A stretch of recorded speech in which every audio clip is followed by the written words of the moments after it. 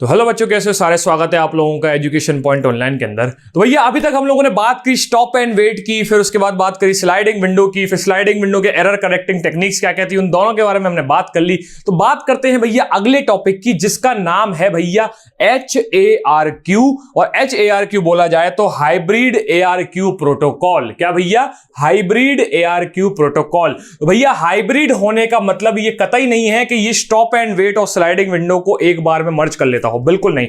ये बिल्कुल अलग फंडा है, तो इसको कंबाइन करने की गलती तो बिल्कुल मत करना, ठीक है भैया। बच्चे क्या करते हैं, अगर पढ़ के नहीं आएंगे ना ये चीज, तो एग्जाम में पता क्या लिख के आएंगे? एग्जाम में लिख के आएंगे हाइब्रिड ARQ प्रोटोकॉल क्या होता है कि हम लोग स्टॉप एंड वेट और स्लाइडिंग विंडो को मर्ज कर देते हैं। ये कई बार हम लोग करते हैं, हमको भी मालूम है, आपको भी मालूम है। अगर आपने ये चीज नहीं पढ़ी होगी तो आप यही करोगे एग्जाम में जाके, ठीक है भैया। ठीक है, तो एक काम करते हैं, यहां पर समझते हैं पहली बात तो HARQ होता क्या है, ठीक है भैया।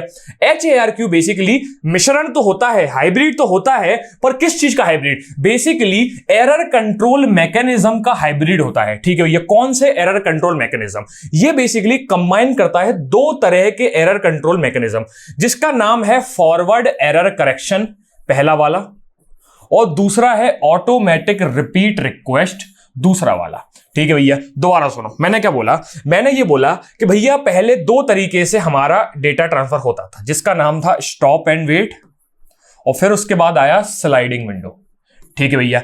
इसके अंदर एरर करेक्ट करने का क्या तरीका था, जिसका नाम था ARQ। हम क्या करते थे, पहले डेटा को भेजेंगे, उसका रिस्पांस अगर टाइम आउट टाइम के अंदर नहीं आया तो रिपीट कर देंगे, इसी को बोला जाता था ऑटोमेटिक रिपीट द रिक्वेस्ट, ठीक है भैया। उसके बाद क्या हुआ भैया? उसके बाद भैया हमारा आया स्लाइडिंग विंडो। क्या आया भैया? स्लाइडिंग, ठीक है। क्या आया भैया? Sliding window. स्लाइडिंग विंडो में क्या होता था भैया? अगर एरर कंट्रोल करना था तो हमने दो तरीके अपनाए। पहला तरीका क्या था भैया? गो बैक एंड, ठीक है भैया, और दूसरा भैया सिलेक्टिव रिपीट ARQ, ठीक है भैया। तो बेसिकली मैंने क्या बोला, स्लाइडिंग विंडो के अंदर अगर एरर आता था तो हम डील करते थे किससे? ARQ से, ठीक है भैया। अगर स्टॉप एंड वेट में एरर आता था तो हम डील करते थे किससे? ARQ से। स्लाइडिंग विंडो में अगर एरर आएगा तो हम डील करेंगे गो बैक एंड और सिलेक्टिव रिपीट से। क्या इतनी बात आपको समझ में आई? ठीक है भैया, ठीक है, ठीक है। अब बात करते हैं यहाँ पे हाइब्रिड के अंदर क्या हुआ। ये बेसिकली एक और तरीका है एरर से डील करने का, जिसके अंदर हम रिपीट रिक्वेस्ट को और फॉरवर्ड एरर करेक्शन को मिला देते हैं। अब एक काम करना, पहले फॉरवर्ड एरर करेक्शन क्या होगा ये चीज सुनना, ये चीज समझना, और उसके बाद उसको ऑटोमेटिक रिपीट से हम उसको कनेक्ट करके उसके बाद आपको समझाएंगे, ठीक है भैया। तो पहले आप एक काम करो, यहां पर डेफिनेशन को पढ़ो। क्यों? क्योंकि एग्जाम में सबसे पहले हमको डेफिनेशन लिखनी पड़ती है कि अगर वो बोल दे शॉर्ट नोट के अंदर या फिर डायरेक्ट क्वेश्चन के अंदर, ये बोले भैया HARQ क्या होता है, या hybrid ARQ automatic repeat request protocol क्या होता है, ठीक है भैया। तो हाइब्रिड ऑटोमेटिक रिपीट रिक्वेस्ट, जिसको शॉर्ट में HARQ बोला जाता है, ये बेसिकली एक एरर कंट्रोल मैकेनिज्म है जो कि कंबाइन करता है किसको?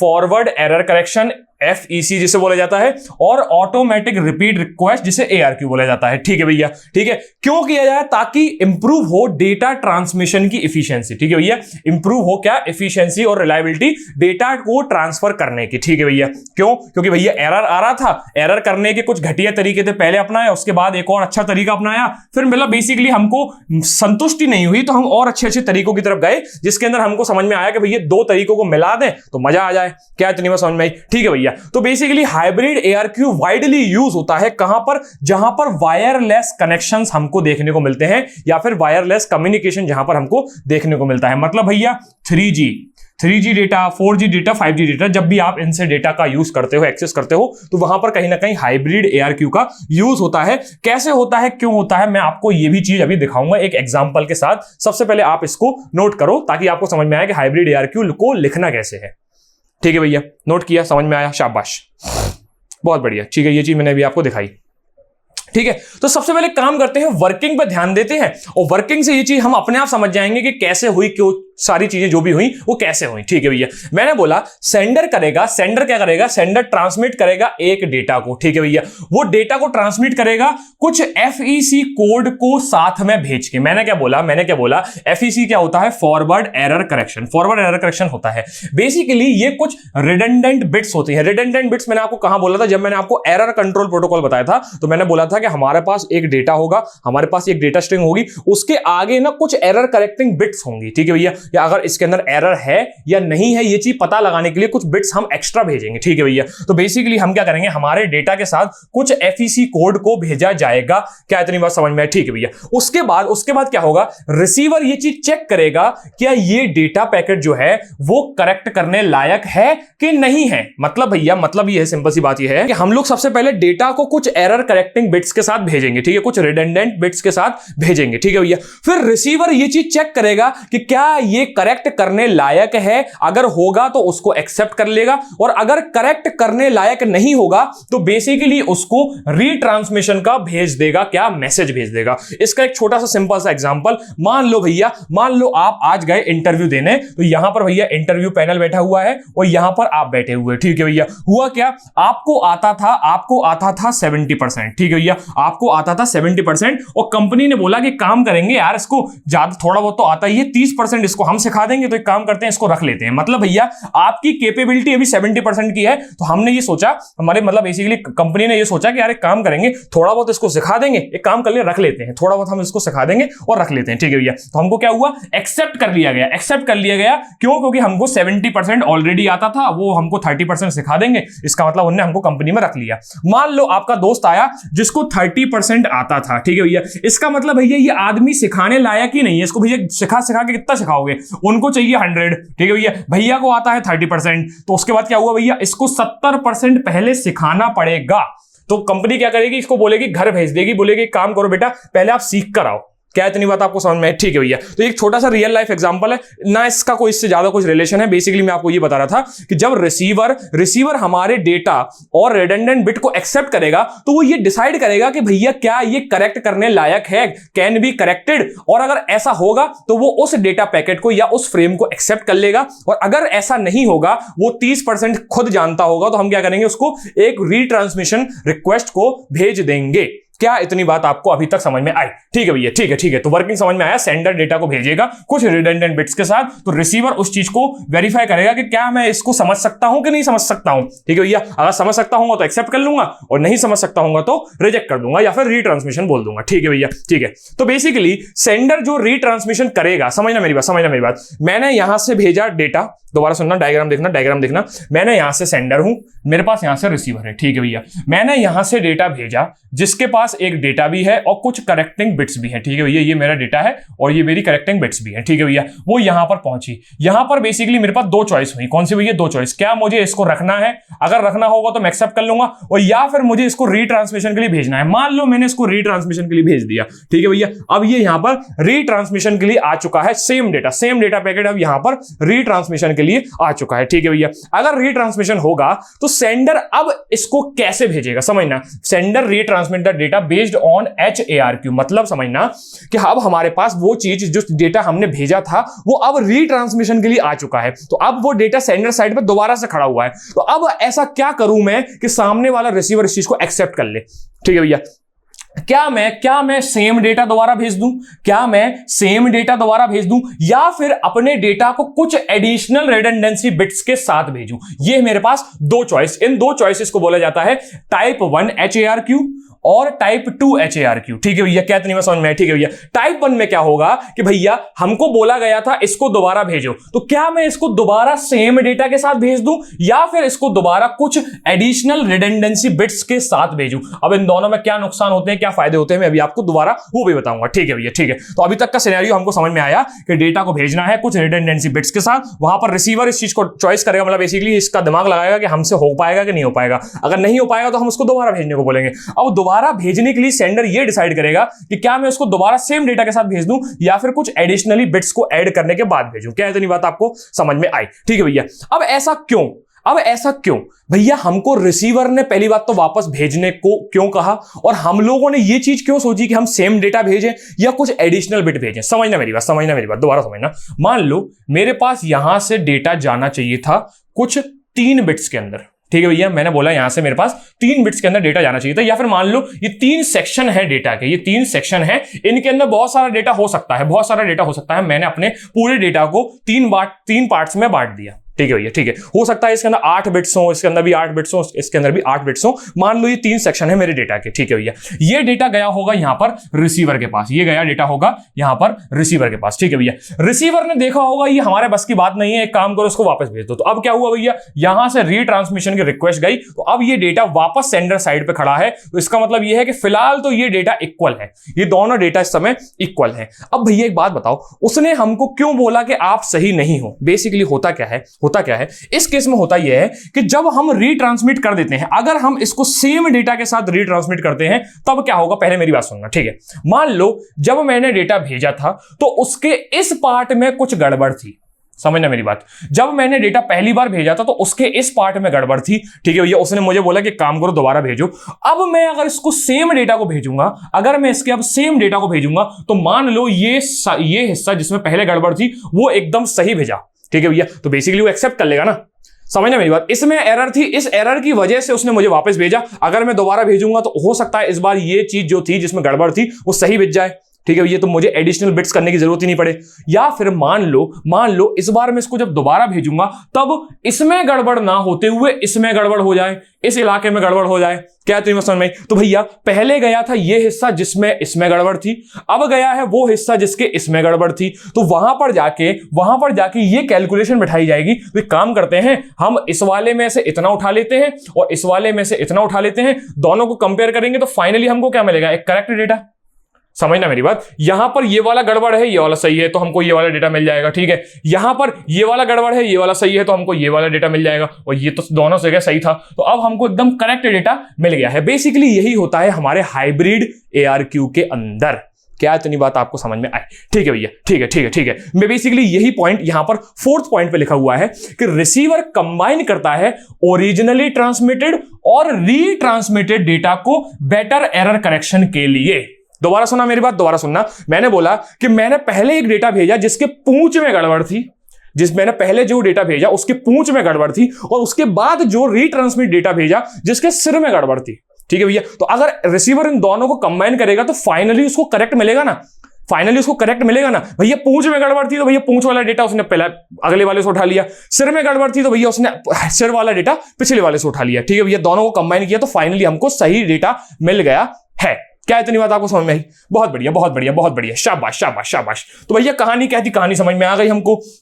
डेटा हमको भेजना है कुछ रिडंडेंसी बिट्स के साथ, ठीक है भैया। उसके बाद रिसीवर ये डिसाइड करेगा कि इसको हमको एक्सेप्ट करना है कि नहीं करना। अगर सब कुछ सही होगा तो एक्सेप्ट कर लेगा, अगर कुछ गड़बड़ होगी तो वापस भेजेगा। वापस करते टाइम सेंडर के पास 2 चॉइस होंगी, क्या मैं इसको सेम डेटा को भेज दूं या फिर इसके साथ कुछ और एडिशनली बिट्स को भेजूं, ताकि भैया रिसीवर ये समझ पाए कि हमसे ये हो पाएगा कि नहीं हो पाएगा। मतलब बेसिकली वो जो कंपेरिजन है ना, वो जो कंपैरिजन है कि पुराने डेटा का और जो नए डेटा का कंपैरिजन है वो होना चाहिए कि नहीं होना चाहिए। देखो अभी तो क्या हुआ, अभी तो हम 2 स्टेप में ही जान गए कि करेक्ट डेटा क्या होगा। मतलब भैया मतलब देखो मैंने क्या बोला, ये मान लो मेरे पास 2 सेक्शन थे, ये पहली बार भेजा हुआ डेटा था और ये दूसरी बार भेजने वाला डेटा है, ठीक है भैया, ठीक है। इसकी पूंछ में गड़बड़ थी, इसकी पूंछ सही थी, इसके सिर में गड़बड़ थी, इसका सिर सही था। हमने दोनों को कंबाइन किया, हमारे पास पूरा डेटा आ गया, कोई समस्या नहीं, ठीक है भैया। मान के चलो मेरे पास एक डेटा गया ऐसा, ठीक है भैया, ये कुछ बड़ा सा डेटा है, ठीक है भैया, इसके ज्यादा सेक्शंस हैं, ठीक है भैया। ये हमने भेजा दूसरी बार में, ठीक है भैया। पहली बार में ये डेटा गया था, इसका रीट्रांसमिशन आ गया, हमने दूसरी बार में सेम डेटा भेजना चाहा। इस वाले की पूंछ में गड़बड़ थी, ठीक है, इस वाले के ये दूसरे पार्ट में गड़बड़ थी, और उसके बाद जब हमने इसको तीसरी बार भेजा, तो इसके हेड में गड़बड़ थी। क्या इतनी बात समझ में? ठीक है भैया। तो वहां पर जाकर सारे के सारे पॉसिबल आउटपुट, मतलब बेसिकली जितने भी डेटा पैकेट्स वहां पहुंचे हैं रिसीवर साइड पे, सबको कंपेयर कर करके देखा जाएगा कि किसमें कितना हिस्सा सही है, किसमें कितना हिस्सा गड़बड़ है। उसके बाद ओवरऑल सही वाले में से सही डेटा को उठा के कंपेयर करके हम फाइनली एक डेटा पैकेट बनाएंगे और उसको एक्सेप्ट कर लेंगे। क्या इतनी बात आपको समझ में आई? ठीक है भैया, ठीक है। हमको ये चीज समझ में आ गई कि भैया हाइब्रिड के अंदर एक्चुअली में होता क्या है। ठीक है भैया, इसीलिए इसको फॉरवर्ड एरर करेक्शन भी बोला जाता है कि हम बेसिकली आगे आने वाले रिस्पॉन्सेस के बेस पे डिसाइड करेंगे कि हम लोग सही चीज यूज कर रहे हैं कि नहीं। फॉरवर्ड का मतलब आगे, ठीक है भैया, आगे। पहले रिस्पॉन्स भेजा, ठीक है, उसने मना कर दिया। दूसरी बार रिस्पॉन्स भेजा, डेटा सेंड किया। पहली बार डेटा सेंड किया, उसने मना कर दिया। दूसरी बार डेटा सेंड किया, उसने मना कर दिया। तीसरी बार डेटा सेंड किया, उसने मना कर दिया। तीसरी बार डेटा आने के बाद वो ये कैलकुलेट करेगा कि भैया कौन कौन सी जगह थी जहां पर मुझे जरूरत थी। ठीक है भैया। पूंछ का डेटा मुझे मिल गया, दोबारा मिल गया, पूंछ का डेटा मिल गया, सिर का डेटा मिल गया, सिर का डेटा मिल गया। अबे अब तो करेक्ट है पूरा, अब तो क्या दिक्कत है, ठीक है भैया। तो वो तब तक वो डेटा का रिस्पॉन्स मुझे दोबारा भेजने को बोलता है कि भैया दोबारा भेजो, दोबारा भेजो, तब तक बोलता है जब तक उसको पूरी तरह से डेटा नहीं मिल जाता। जब तक रिसीवर को पूरी तरह से डेटा नहीं मिल जाता वो तब तक मुझे बोलता है दोबारा भेजो, दोबारा भेजो, दोबारा भेजो, दोबारा भेजो। क्या नहीं समझ में? ठीक है भैया, ठीक है, ठीक है, ठीक है, ठीक है, ठीक है। तो यहां पर लास्ट पॉइंट में ये लिखा है कि अगर सक्सेसफुली चीजें डिकोड हो जाती हैं, रिसीवर क्या करता है, एक एक्नॉलेजमेंट सेंड कर देता है कि भैया अब जितना मैंने मांगा था उतना मेरे पास आ चुका है। क्या इतनी बात समझ में आई? ठीक है भैया, ठीक है, ठीक है। अब एक काम करो, और उसके बाद क्या होगा, देखो ये भी चीज लिखी हुई है कि भैया उसके बाद रिसीवर बोलेगा कि अगला डेटा पैकेट भेजो मेरे पास। ठीक है भैया, ठीक है, ठीक है, ठीक है। अब एक काम करो, इसको पहले नोट करो, अपने दिमाग में इसको हजम करो जो अभी तक मैंने आपको बोला। ठीक है, थोड़ा सा वो वीडियो को पीछे करो और उस चीज को दोबारा सुनो, क्योंकि ये थोड़ा सा बच्चों को भारी पड़ जाता है कई बार। किया? नोट किया? क्यों? शाबाश, नोट किया होगा, बहुत बढ़िया।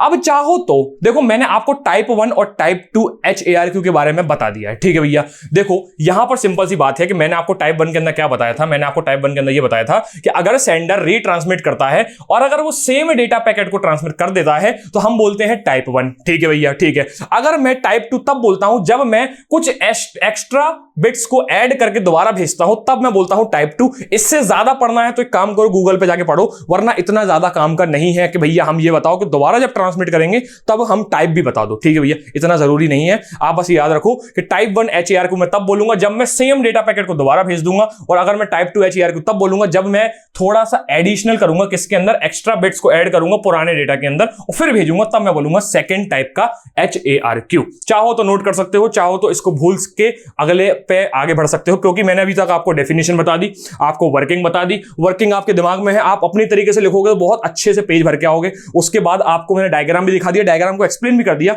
उसके बाद फाइनली बचता है भैया आपका क्या, एडवांटेज और डिसएडवांटेज, और उसके बाद आपका नंबर एग्जाम में कोई नहीं काट पाएगा, ये मेरी गारंटी है। ठीक है भैया, चलो एडवांटेज की बात करें तो भैया मैंने क्या बोला, एडवांटेज इसका सिंपल सा ये है कि मैंने बोला कि हम कंबाइन करते हैं दो अलग अलग एरर करेक्टिंग प्रोटोकॉल्स को, जिसका नाम है HARQ और भैया फॉरवर्ड एरर करेक्टिंग। ठीक है भैया, ये दोनों ही एरर से डील करने के बहुत बेहतरीन तरीके हैं, इसीलिए हमारा जो बेसिकली ये प्रोसेस है काफी रिलायबल कहलाता है। ठीक है भैया, दूसरा है भैया इसके अंदर बेटर बैंडविड्थ की एफिशिएंसी होती है। क्यों होती है? क्योंकि हम कोई रीट्रांसमिशन नहीं कर रहे हैं, और अगर कर रहे हैं तो हम लोग क्या है ना, पुरानी वाली गलतियों से सीख रहे हैं। देखो अभी तक जितने भी रीट्रांसमिशन थे उसमें हम लोग पुरानी गलती से कुछ नहीं सीख रहे थे कि भैया हमारा पहला डेटा क्या सही था। देखो समझना मेरी बात, गो बैक एन की बात करूं मैं, गो बैक एन के अंदर क्या था कि हम लोग क्या कर रहे थे, अगर 2 में गड़बड़ है और 3 और 4 पहले ही भेजा जा चुका है तो हम 3 और 4 को दोबारा भेजे जा चुके हैं, मतलब 3 और 4 को दोबारा मांग रहे हैं। इससे क्या हो रहा था भैया, 3 और 4 पहले ही जा चुका है, हम उसको दोबारा भेज रहे हैं, इसका मतलब हमने पुरानी गलतियों से या पुरानी चीजों से नहीं सीखा।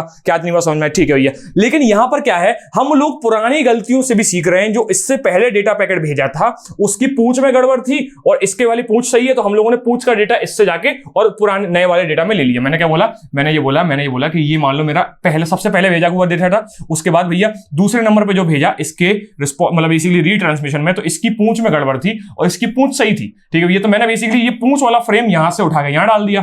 क्या इतनी बात समझ में? तो उसके बाद जो फाइनल डेटा बनेगा वो तो सही होगा ना, वो तो सही होगा ना। क्यों? क्योंकि ये सही था, ये सही था, इसकी पूंछ में गड़बड़ थी, पूंछ का डेटा मैंने यहां से उठा के यहां डाल दिया, तो अब ये भी सही हो गया।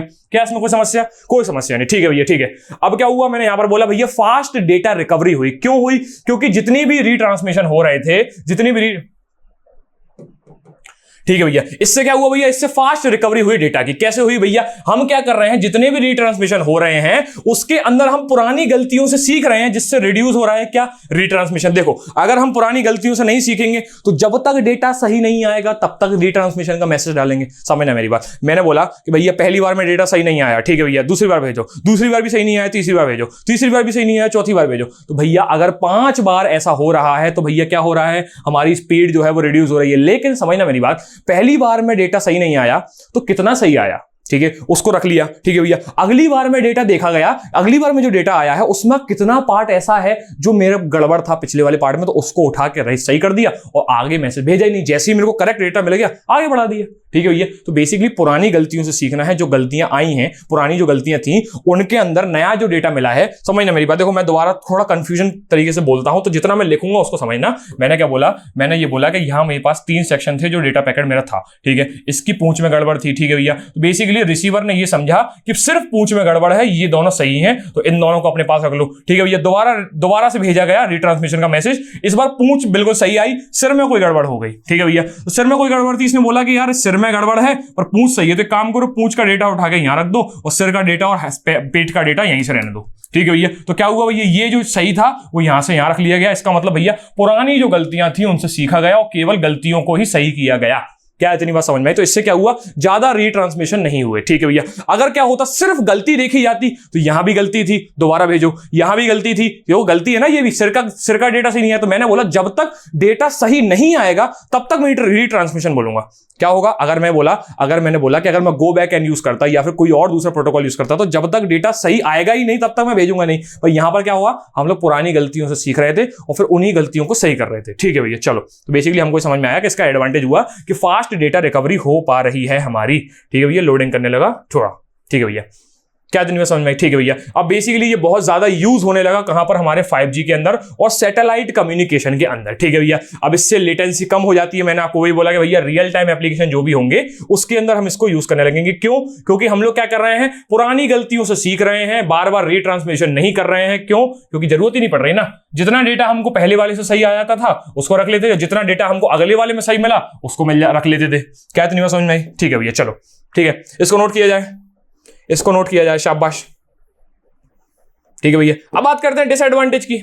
ठीक है भैया, जब एडवांटेज लिखोगे तो डिसएडवांटेज भी फाइनली लिखोगे। ठीक है भैया, इससे क्या हो रहा है, मैंने आपको बोला कि भैया प्रोसेसिंग का ओवरहेड हो रहा है। क्या हो रहा है भैया, एक एक्स्ट्रा कॉम्प्लेक्सिटी है कि भैया बार बार प्रोसेस करना पड़ रहा है। किस चीज को हमको प्रोसेस करना पड़ रहा है? उन डेटा को। मतलब बेसिकली समझना, पहले जो गलती थी उसको याद रखना पड़ेगा, फिर अगली बार जब वो गलती सही हुई तो उसके लिए प्रोसेसिंग करनी पड़ेगी। ठीक है भैया, इससे क्या होगा भैया, हार्डवेयर और सॉफ्टवेयर थोड़ी सी एडिशनली रिक्वायर होंगे। ठीक है भैया, ठीक है, कुछ मेमोरी भी रिक्वायर होगी। क्यों? क्योंकि याद रखना पड़ रहा है ना, याद रखना पड़ रहा है कि कौन सा डेटा गड़बड़ था और जब वो डेटा सही होके आया तो उसको याद रखना पड़ेगा कि भैया कहां गड़बड़ था, गड़बड़ कहां पर था। क्या इतनी समझ में? ठीक है भैया, ठीक है भैया, इसको यूज करते समय कई बार हमारे पास डेटा की लेटेंसी भी आएगी। क्यों आएगी? क्योंकि मैंने बोला कि कई बार बहुत बार रीट्रांसमिशन हमको करना पड़ेगा, तो उससे होगा क्या, कहीं ना कहीं गड़बड़ आएगी। कब करना पड़ेगा भैया? जब हमारे पास कुछ ऐसी कंडीशन होगी बैड नेटवर्क कंडीशन में। बैड नेटवर्क कंडीशन मतलब सिंपल सी बात यह है कि मान के चलो हमारे पास क्रिकेट मैच जो है वो ब्रॉडकास्ट हो रहा है, लाइव स्ट्रीम हो रहा है, तो होगा क्या,